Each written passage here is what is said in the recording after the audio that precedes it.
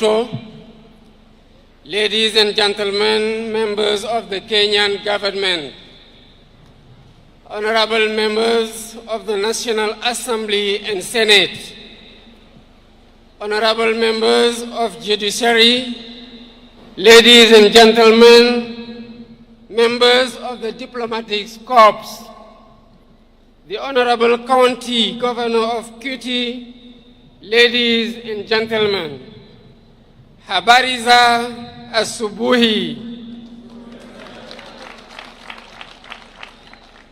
Before I begin, I would like first to take this opportunity to renew the heartfelt condolences of the people of Senegal to the brotherly people of Kenya on the passing of Mr. Raila Odinga, a former Prime Minister and a great leader in the political history of Kenya.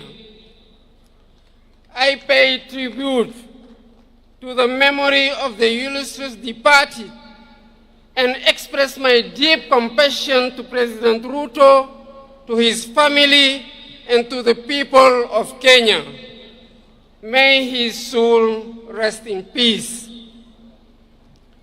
I would like to thank President Ruto for the warm welcome and all the attention we accorded to me and my delegation since our arrival in this brotherly country, home to the wonders of Masai Mara and Kilimanjaro. I am here in the invitation of my brother, President William Ruto, as a guest of honor on this day celebrating Kenyan heroes. I express my gratitude to him for this gesture that shows the excellent quality of relations between our two countries. I'm also here because I'm deeply committed to the duty of remembrance. Our heroes deserve all honors. They deserve our respect. They deserve our admiration. The celebration of Kenyan heroes who risked their lives fighting for the independence of their country is a great tribute that commands respect and pride.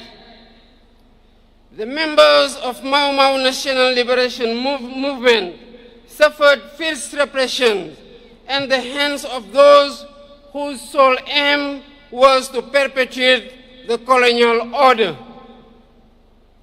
Jomo Kenyatta, Achieng Oneko, Bildad Kagia, Fred Kubai, Kangu Kurumba, Paul Kay, and their companions suffered the worst horrors of the colonial power, leading to the death of thousands of Kenyans, countless arrests, torture, and massive imprisonment. Their fate is a reminder that colonial history is not just about enslavement, but also and above all about struggle, dignity, and justice too long delayed. I would like to seize this opportunity to pay tribute to these worthy sons and daughters of Kenya and African whose memory must be etched out into our collective consciousness. I admire their courage and determination in the anti-colonial resistance. With their blood and sweat, they wrote a great page in the glorious history of liberation. Ladies and gentlemen, colonial repression was not an isolated case in Kenya. We suffered the same in Senegal, where anti-colonial national resistance movements blossomed against the European imperialist power offensive in Africa. Our fellow countrymen suffered unspeakable repression. For instance, on December 1944 at Charoy Black Barracks, Innocent and unarmed Senegalese riflemen, along with their brothers in arms from other African countries, were massacred by the colonial power. Their only crime was to demand the payment of their allowance, bonuses, and other entitlements. This was one of many premeditated criminal acts, and the facts are undeniable. Out of duty of remembrance, truth, and justice, we cannot forget these horrors, nor the sacrifice of our national liberation heroes and founding fathers of our nation.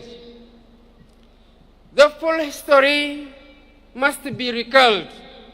These valiant sons and daughters of Africa must be celebrated because celebration is an educational tool in the transmission of our values and virtues. This is why I initiated a series of activities to pay tribute to all victims of slavery, colonialism, and all past injustice.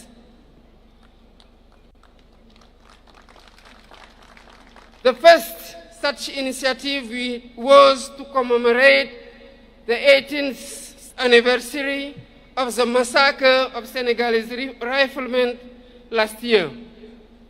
We are preparing to mark the second edition on December next, in communion with the 16 other troops contributing nations to the regiment commonly known as Senegalese riflemen.